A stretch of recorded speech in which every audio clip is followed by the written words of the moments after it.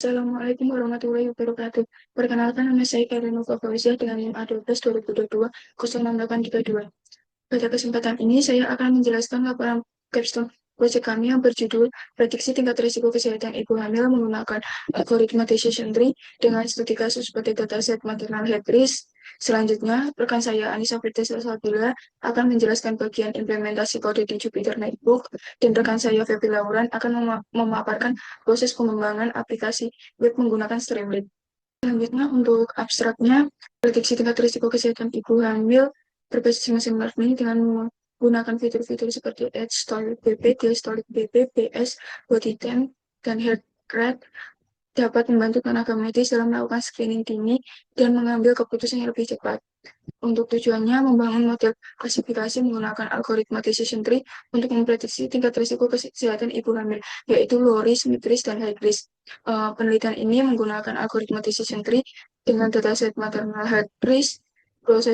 Prosesnya meliputi eksplorasi data, pre-processing, fitur engineering, hyperparameter tuning, dan evaluasi model.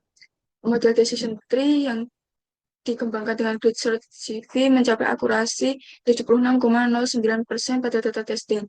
Fitur-fitur yang paling berpengaruh pada prediksi ini yaitu BS, Stolic BP, dan Body Time.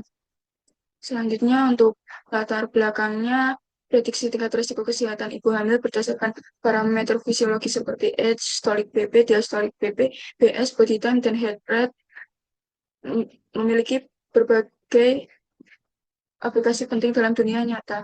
Informasi ini dapat digunakan oleh yang pertama tenaga medis untuk melakukan screening dini terhadap risiko kehamilan dan membuat keputusan medis lebih cepat.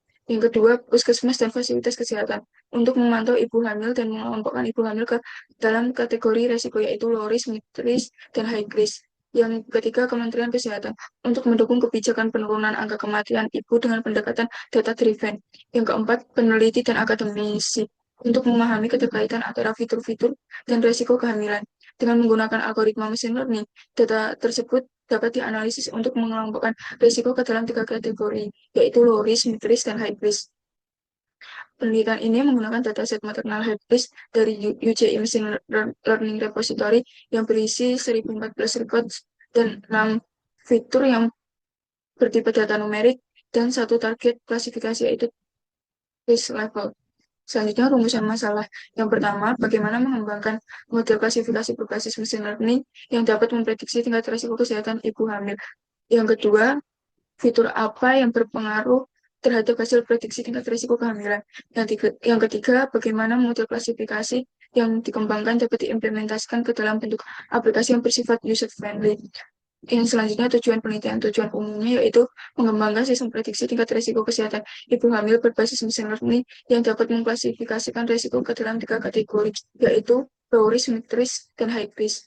Untuk tujuan khusus yang pertama, melakukan eksplorasi dan analisis terhadap dataset maternal health risk. Yang kedua, mengimplementasikan proses pre-processing dan fitur engineering yang optimal.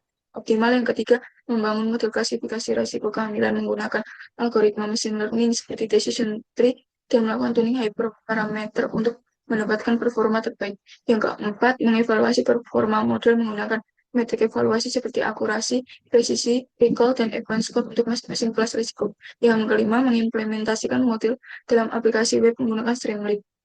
Selanjutnya, manfaat penelitian. Yang pertama, penelitian ini memberikan kontribusi dalam pengembangan model mesin learning untuk memprediksi di bidang kesehatan. Yang kedua, model klasifikasi yang dikembangkan dapat dimanfaatkan oleh tenaga medis sebagai alat bantu dalam melakukan screening awal terhadap risiko kehamilan. Yang ketiga, penelitian ini menunjukkan implementasi dari pengembangan mesin learning pipeline secara end-to-end. Untuk batasan penelitiannya, yang pertama, penelitian ini hanya menggunakan algoritma decision tree tanpa membandingkan dengan algoritma lain. Yang kedua, fitur yang digunakan itu sangat sedikit, yaitu hanya memiliki 6 fitur. Selanjutnya, algoritma decision tree. Decision tree merupakan algoritma supervised learning yang dapat digunakan untuk menyelesaikan permasalahan klasifikasi dan regresi. Keunggulannya yang pertama, menghasilkan struktur berbentuk pohon yang mudah dipahami oleh manusia. Yang kedua, tidak mengasumsikan bentuk distribusi tertentu dari data yang dianalisis. Yang ketiga, dapat mengenangani data numerik dan kategorikal secara langsung. Yang keempat, fitur yang paling berpengaruh terhadap target prediksi akan secara otomatis ditempatkan di bagian atas pohon atau root. Untuk cara kerja decision tree, yang pertama splitting, yaitu memilih fitur dan threshold terbaik untuk membagi data. Yang kedua kriteria menggunakan Gini impurity atau entropi untuk mengukur kualitas split. Dan ketiga pruning untuk mencegah overfitting. Selanjutnya, dataset yang digunakan dalam penelitian ini adalah maternal head risk dataset yang diperoleh dari UGM Machine Learning Repository. Memiliki 1014 instances dan 6 atribut. Target variabelnya yaitu risk level. Missing values-nya pada dataset ini tidak memiliki missing values. Selanjutnya, metodologi penelitian. Untuk kerangka kerja penelitiannya yaitu data collection, EDA, preprocessing, feature engineering, model training, hyperparameter tuning, evaluation, dan deployment. Untuk deskripsi fiturnya yaitu fitur pada fitur dataset maternal health risk yang memiliki fitur dengan tipe data numerik yaitu X solid BP, diastolic BP, BS body time, heart rate, dan yang memiliki tipe data kategorikal yaitu risk level. Selanjutnya, tahapan preprocessing. Yang pertama, eksplorasi data awal atau EDA. Dataset overview menggunakan DF-shape untuk mengetahui jumlah baris dan kolom, DF-info untuk melihat tipe dan tiap untuk melihat tipe data tiap kolom dan jumlah nilai non-null, DF-descript untuk menghasilkan ringkasan statistik deskriptif untuk kolom numerik. Yang ke missing values analysis. Setiap kolom dianalisis untuk mengidentifikasi apakah terdapat nilai yang hilang atau tidak. Yang ketiga, distribution analysis. Distribusi data dianalisis menggunakan histogram untuk fitur numerik dan diagram batang untuk fitur kategorikal. Correlation analysis. Korelasi antar fitur numerik dihitung dan divisualisasikan ke dalam bentuk matriks korelasi. Target distribution. Distribusi kelas pada fitur target list level ditinjau untuk melihat apakah terdapat ketidakseimbangan data antar kelas. Selanjutnya, data cleaning. Yang pertama, missing values handling. Yang kategorikal multi-imputation diterapkan pada fitur target list level. Numerical media imputation dilakukan untuk fitur numerik. Yang kedua, duplikat removal untuk menghapus record yang duplikat. Selanjutnya, fitur engineering, label encoding. Pada fitur target risk level memiliki 3 kelas yaitu low risk, mid risk, dan high risk. Dikonversi ke dalam bentuk numerik. Low risk menjadi 0, mid risk menjadi 1, dan high risk menjadi 2. Fitur selection, analisis korelasi antar fitur dengan threshold 0,8 untuk mengidentifikasi fitur-fitur yang memiliki hubungan linear kuat. Fitur importance analysis. Analisis fitur importance menggunakan nilai fitur importance dari model decision tree yang telah dilatih. Selanjutnya, pada dataset ini, data splitting-nya dibagi menjadi 90% untuk data training dan 10% untuk data testing. Untuk metrik evaluasi yang digunakan, yang pertama ada akurasi, yaitu untuk menguji proporsi prediksi yang benar dari seluruh prediksi. Yang kedua, precision, untuk mengukur ketepatan model dalam memprediksi masing-masing kelas. Yang ketiga, recall, untuk mengukur sejauh mana model dapat menangkap seluruh data yang benar. Yang keempat, event score, yaitu rata-rata harmonis antara precision dan recall yang digunakan untuk menangani ketidakseimbangan kelas. Yang kelima, confusion metric, yaitu metrik evaluasi yang menggambarkan perbandingan antara hasil prediksi dan label sebenarnya dalam bentuk tabel. Selanjutnya, analisis hasil. Yang pertama, fitur importance, yaitu peringkat fitur ditentukan berdasarkan nilai fitur importance dari model decision tree. Yang kedua, model interpretability, yaitu visualisasi decision tree hingga kedalaman 3 digunakan untuk memahami struktur keputusan yang dibuat model. Yang ketiga, performa analisis, yaitu hasil evaluasi pada data training dan testing untuk melihat bahwa model tidak mengalami overfitting.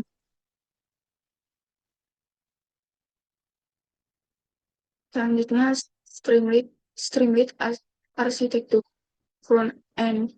Yang pertama, front end, bagian antara muka pengguna dibangun menggunakan berbagai komponen dari Streamlit, seperti ST-form untuk membungkus seluruh elemen input. Yang kedua, ST column digunakan untuk membagi tata letak halaman menjadi beberapa bagian. ST number digunakan untuk menerima input numerik dari pengguna.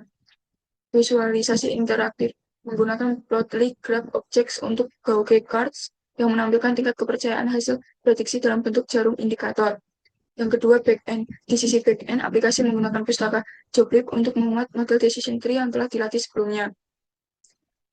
Komponen preprocessingnya yaitu yang pertama encoding maps, digunakan untuk mengonversi data kategorikal menjadi numerik. Yang fitur names yaitu daftar fitur yang digunakan dalam model. Selanjutnya fitur aplikasi ini dilengkapi dengan fitur-fitur seperti yang pertama from input interaktif untuk memasukkan 6 fitur yaitu age, solid BP, dia solid BP, blood sugar, body temperature, dan heart rate. Prediksi real time dilakukan setelah pengguna menekan tombol predik. Visualisasi hasil yang menarik dan informatif berupa Gauge Cards untuk menampilkan tingkat kepercayaan terhadap prediksi, bar chart untuk menunjukkan distribusi probabilitas kelas resiko,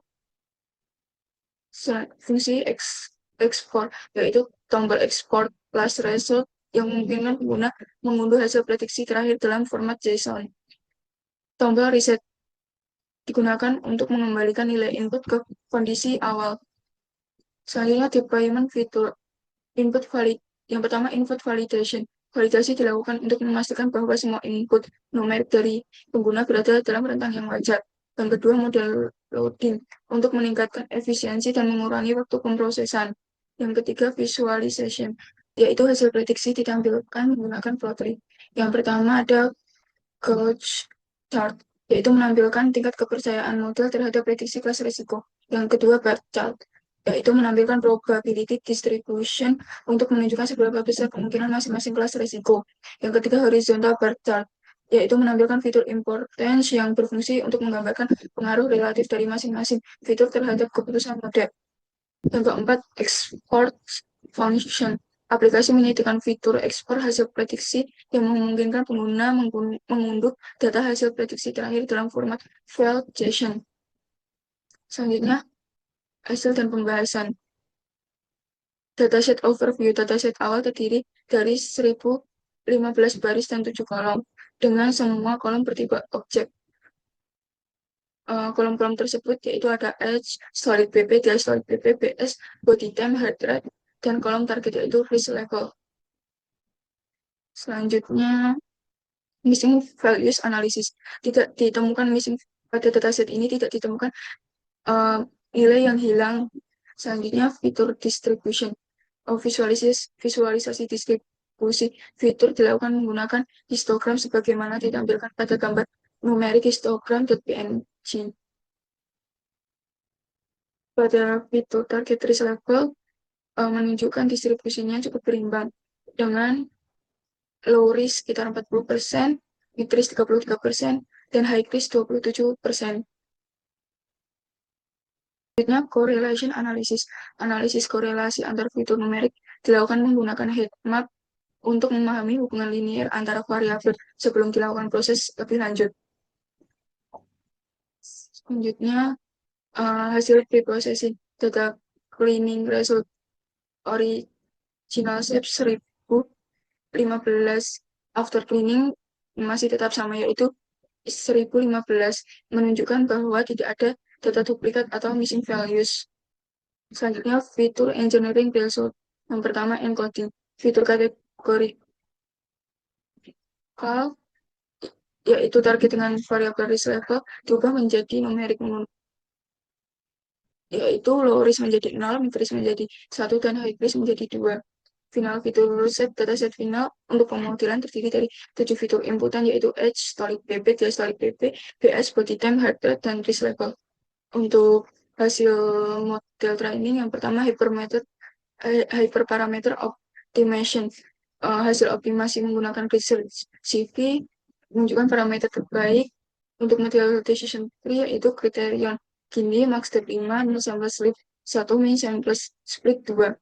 Untuk model performance yaitu diperoleh akurasi training set 77,59%, testing 76,9%, precision 77,59%, testing 75%, recall pada data training 77,59%, pada data testing 76,9%, advanced score pada data training 77,59%, testing 71%. Selanjutnya, fitur importance. Fitur-fitur yang paling signifikan dalam menentukan prediksi itu BS, Stochastic BP, dan body time. Untuk analisis model, yang pertama, model interpretability. Visualisasi dari model decision tree membantu dalam memahami model mengambil keputusan klasifikasi berdasarkan fitur-fitur medis pasien. Selanjutnya, overfitting analysis. Evaluasi terhadap performa model dilakukan dengan membandingkan hasil data training dan data testing. Di sini diperoleh nilai akurasi pada training sebesar 77,59%, pada akurasi pada data testing 76,9%, untuk perbedaannya 1,50%, yang berarti model ini tidak mengalami overfitting. Selanjutnya, fitur contribution. Berdasarkan hasil analisis fitur importance yang divisualisasikan, terlihat bahwa kontribusi setiap fitur dalam prediksi tingkat risiko maternal health risk tidak merata. Selanjutnya, hasil implementasi web application. Yang pertama, user interface. Aplikasi web yang dikembangkan menggunakan framework Streamlit dirancang untuk memberikan antarmuka pengguna yang sederhana, interaktif, dan mudah digunakan dalam melakukan prediksi risiko kesehatan ibu hamil. Selanjutnya, functionality testing. Pengujian fungsionalitas aplikasi dilakukan untuk memastikan bahwa seluruh komponen berjalan sesuai yang diharapkan.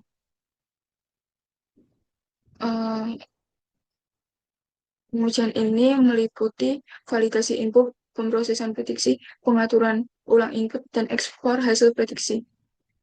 Selanjutnya, performance analysis. Aplikasi web menunjukkan kinerja yang optimal dan responsif yang baik selama pengujian.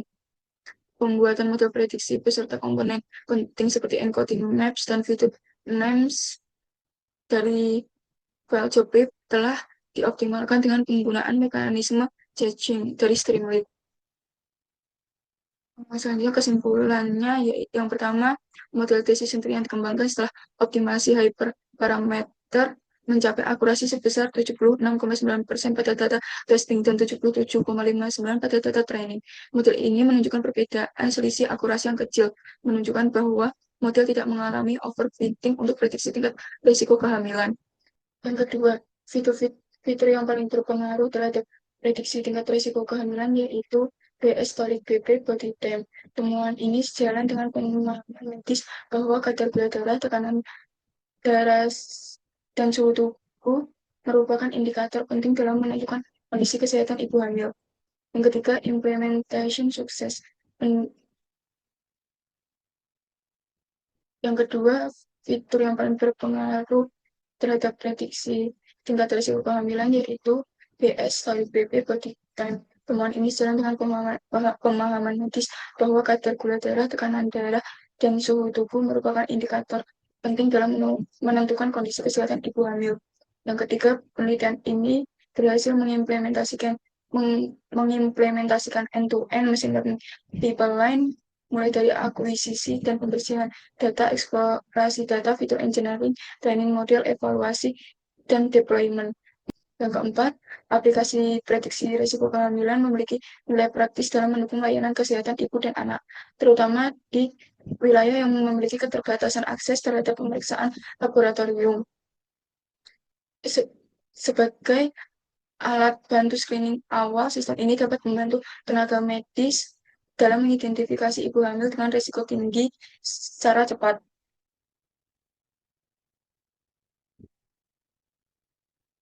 Selanjutnya, saran. Yang pertama, penelitian selanjutnya disarankan untuk mengembangkan dan membandingkan model prediksi menggunakan berbagai algoritma machine learning seperti random forest, gradient boosting, FGBoost, dan SVM. Dengan membandingkan beberapa model dapat diperoleh insights yang lebih mendalam mengenai metode yang paling optimal untuk memprediksi tingkat risiko kehamilan. Yang kedua, dataset yang digunakan dalam penelitian ini memiliki jumlah data yang terbatas. Oleh karena itu, disarankan agar penelitian selanjutnya menggunakan dataset yang lebih besar dan beragam untuk meningkatkan akurasi model dan kemampuan generalisasi terhadap data di dunia nyata. Yang ketiga, meskipun decision tree sudah bersifat readable. Penelitian lanjutan selanjutnya dapat memanfaatkan metode seperti SHAP atau LIME untuk memberikan justifikasi yang lebih detail mengenai pengaruh masing-masing fitur terhadap hasil prediksi. Sekian penjelasan laporan capstone dari saya. Kurang lebihnya mohon maaf.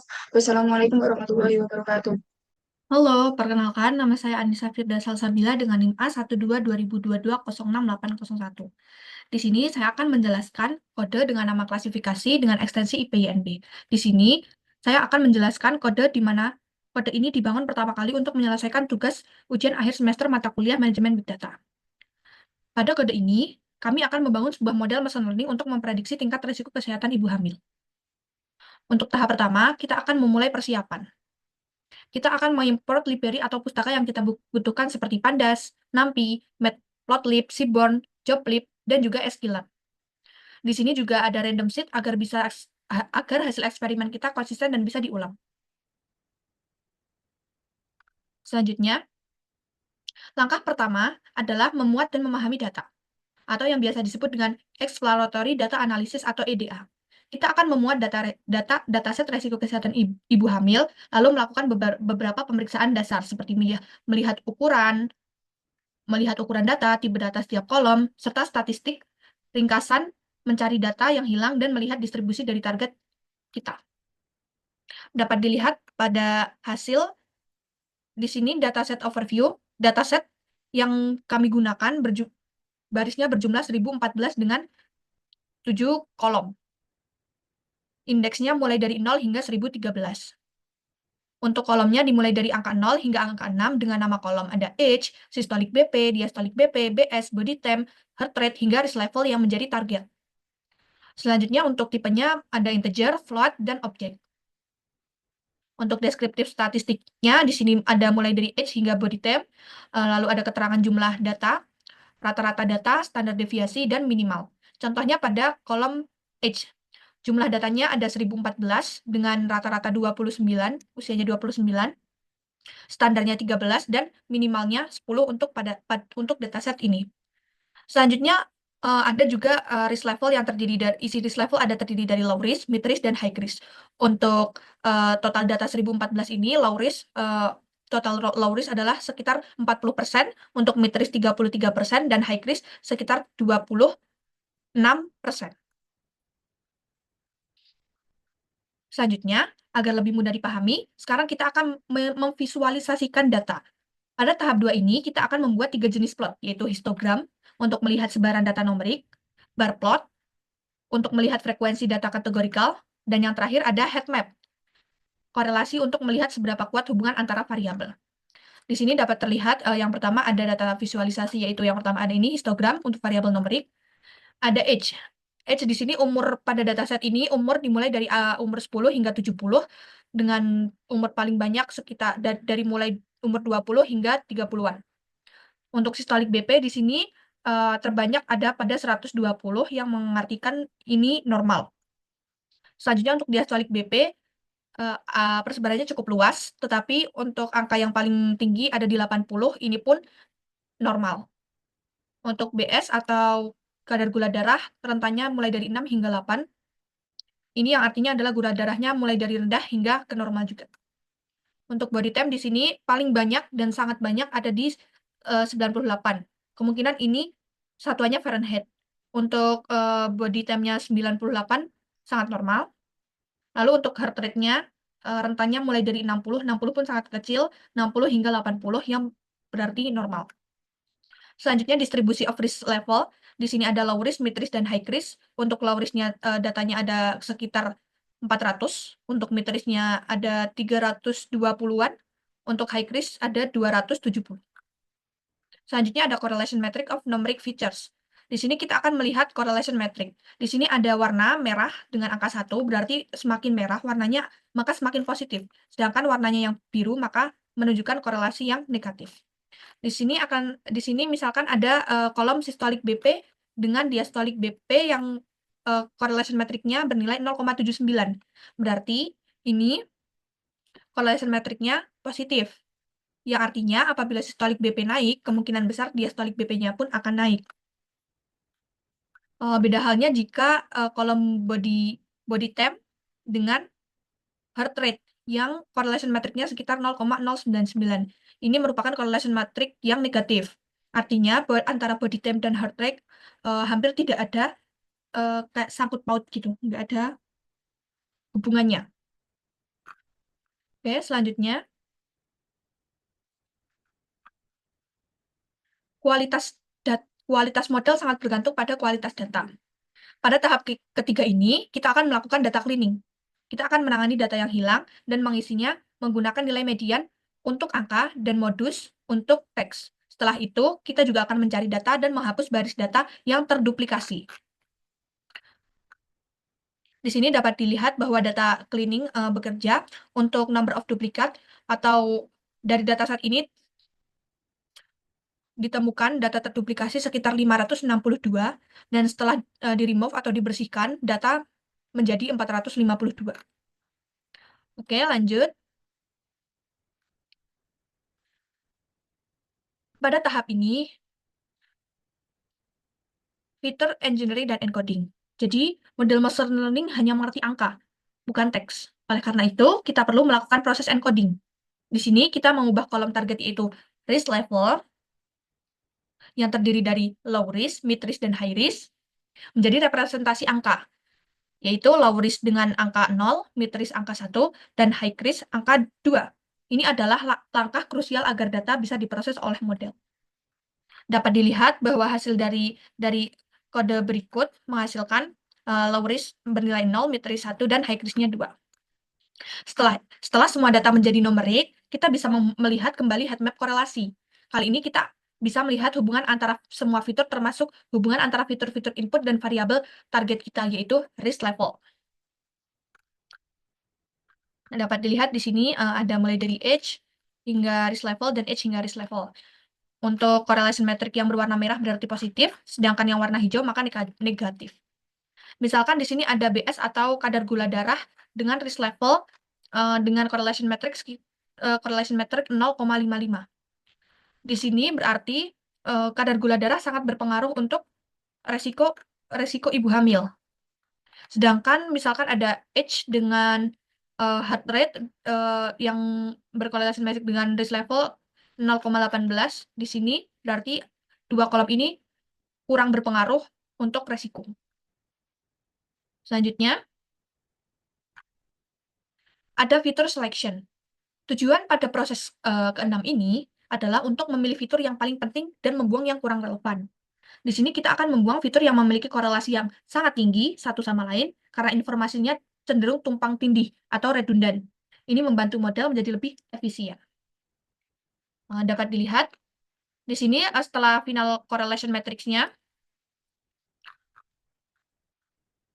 dapat dilihat hampir sama dengan correlation matrix correlation matrix di sini. Correlation matrix after encoding hampir mirip. Mirip malah. Oke, mungkin saya lanjut aja karena mirip ya. Lanjut pada tahap inti, yaitu model training. Di sini pertama-tama kita akan memisahkan antara fitur X dan target Y. Kemudian kita bagi menjadi data latih dan data uji, yaitu testing dan training. Model akan belajar dari data latih dan performanya akan diuji pada data uji. Kita menggunakan model decision tree dan grid search CV untuk secara otomatis mencari konfigurasi parameter terbaik agar model kita seoptimal mungkin. Hasilnya, untuk training setnya kita sudah di sini saya membagi untuk training dan testingnya 1:0,1 atau 9:1 yang menghasilkan untuk data testing sekitar 406 sampel dan testingnya sekitar 46 sampel. Dengan base parameter, yaitu kriterianya gini, max depth-nya 5, min sample length-nya 1, dan min sample split-nya 2. Lanjut. Setelah model dilatih, saatnya kita ukur seberapa baik performa di model evaluation. Pada tahapan ke-8 ini, kita akan melatih akurasi, classification report, dan confusion matrix. Untuk analisis yang mendalam, kita juga akan memvisualisasikan pohon keputusan untuk memahami cara model berpikir, serta melihat feature important untuk mengetahui fitur mana yang paling berpengaruh dalam prediksi ini. Dapat dilihat ya, ini ada plot fitur import dan cek performa on training data, cek performa on testing data dengan hasil akurasinya sekitar 0,79 atau 76%. Di sini ada classification reportnya, ada 0, 1, 2, yaitu 0 untuk low risk, mid risk, dan high risk. Untuk prediksinya untuk low risk 0,75, recall-nya 1, F1 score-nya 0,86, dan support-nya 24. Untuk mid risk dan high risk bisa dilihat di sini. Untuk akurasinya 76%, macro average-nya dapat dilihat di sini 0,74 untuk precision, recall-nya 67, dan F1 score-nya 65. Serta weight average-nya precision-nya 75, recall-nya 76, dan F1 score-nya 71. Selanjutnya ada confusion matrix dengan matrix berikut. Di sini untuk 0 yaitu low risk, 1 mid risk, dan 2 high risk. Dapat dilihat bahwa 0 atau low risk aktualnya 24 dan diprediksi 24 benar. Selanjutnya di sini 1 ada mid risk aktualnya 7 dan salah prediksi ke low risk yaitu 0 ada 7. Selanjutnya ada high risk dengan aktualnya 2 dan diprediksi benar yaitu high risk benar 9. Di sini juga dapat dilihat untuk decision tree visualisasinya. Apabila BS atau kadar gula darahnya kurang dari sama dengan 7,95, apabila benar, maka akan pergi ke bagian kiri, dan apabila salah, akan turun ke bagian kanan. Begitu juga untuk sistolik BP-nya, apabila kurang dari 132, jika benar, maka akan turun ke kiri, jika salah akan turun ke kanan. Selanjutnya ada body temp, jika kurang dari sama dengan 99,5, jika benar, maka akan turun ke sebelah kiri, menjadi sistolik BP-nya kurang dari 129, apabila salah, maka akan turun ke bagian kanan, yaitu H kurang dari 17,5 dan seterusnya. Di sini juga dapat dilihat fitur importance-nya.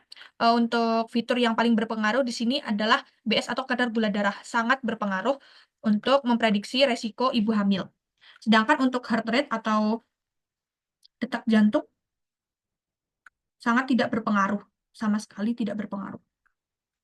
Di sini dapat dilihat juga untuk akurasi, precision, recall, untuk training 77%, semuanya sama. Untuk data testing, mulai dari akurasi, precision, recall sekitar 76%. Lalu, pada tahap 9 atau langkah yang terakhir adalah untuk menyimpan hasil kerja kita. Kita akan mengemas model yang sudah dilatih beserta semua informasi pendukung seperti daftar feature dan peta encoding ke dalam satu file. Ini memungkinkan kita untuk menggunakan kembali model ini di masa depan. Sebagai bukti, kita akan langsung coba membuat kembali modelnya dan gunakan untuk membuat prediksi pada suatu data sampel. Jadi di sini akhirnya kita membuat dengan nama risk level prediction component dengan ekstensi joblib. Mungkin untuk penjelasan tentang kode klasifikasi dengan ekstensi IPMB sampai di sini. Untuk demo aplikasinya akan dijelaskan oleh teman saya. Kurang lebihnya mohon maaf. Terima kasih. Perkenalkan, nama saya Feby Lauren dengan NIM A12-2022-06849. Di sini saya akan mendemonstrasikan aplikasi prediksi resiko kesehatan ibu atau maternal health risk yang kami buat untuk memenuhi tugas ujian akhir semester manajemen Big Data. Aplikasi ini dikembangkan menggunakan Streamlit dan model machine learning decision tree, kemudian dideploy secara online melalui platform Hugging Face agar bisa diakses secara praktis oleh siapa saja tanpa perlu instalasi lokal. Tujuan dari aplikasi ini adalah untuk membantu memprediksi tingkat risiko kesehatan ibu berdasarkan data fisiologis dasar seperti tekanan darah, gula darah, suhu tubuh, dan detak jantung. Di tampilan awal ini, pengguna akan melihat judul aplikasi, informasi kelompok, serta deskripsi singkat mengenai tujuan aplikasi. Kemudian di sini kita bisa melihat bagian input yang disebut input features, tempat kita memasukkan data medis ibu yang akan diprediksi. Di sini pengguna dapat mengisi data fisiologis ibu yaitu age, systolic blood pressure, diastolic blood pressure, blood sugar level, body temperature, dan heart rate. Setiap input di sini sudah memiliki batas nilai yang valid. Misalnya, usia hanya bisa antara 10 sampai 70 tahun. Kemudian gula darah antara 6 sampai 19, suhu tubuh antara 98 sampai 103 Fahrenheit, dan seterusnya. Setelah diisi, di sini pengguna bisa klik tombol predict untuk menjalankan prediksi, kemudian reset untuk mengosongkan data, dan ekspor untuk menyimpan hasil terakhir. Setelah itu, aplikasi ini juga menampilkan grafik fitur importance yang menunjukkan fitur mana yang paling berpengaruh dalam keputusan model. Contohnya, dari grafik ini terlihat bahwa blood sugar dan systolic BP adalah dua fitur paling penting, sedangkan fitur seperti heart rate memiliki pengaruh yang lebih kecil dalam prediksi model. Grafik ini penting untuk interpretabilitas model machine learning, karena pengguna jadi tahu faktor mana yang paling berpengaruh terhadap risiko. Baiklah, saya akan coba memasukkan data untuk kasus pertama.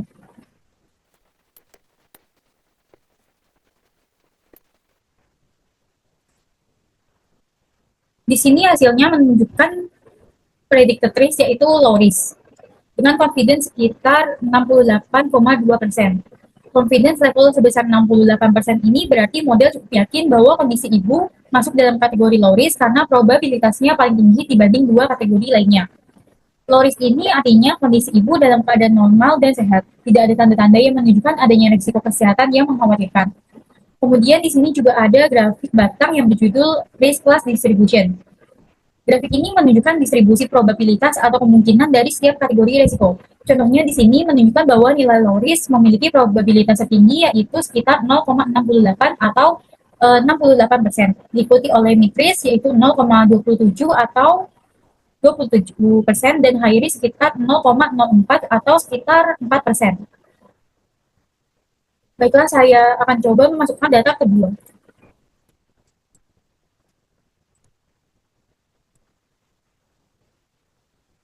Di sini hasilnya yaitu mid risk dengan confidence sekitar 66,7%. Risk class distribution-nya juga menunjukkan bahwa nilai mid risk memiliki probabilitas tertinggi yaitu sekitar 0,66 atau 66%, diikuti low risk sekitar 0,33 atau 33%, dan probabilitas high risk-nya yaitu 0. Mid risk ini artinya terdapat beberapa tanda-tanda yang perlu diperhatikan. Kondisi ibu belum kritis, namun perlu pengawasan lebih lanjut agar tidak berkembang menjadi resiko tinggi. Baiklah, saya akan coba memasukkan data terakhir.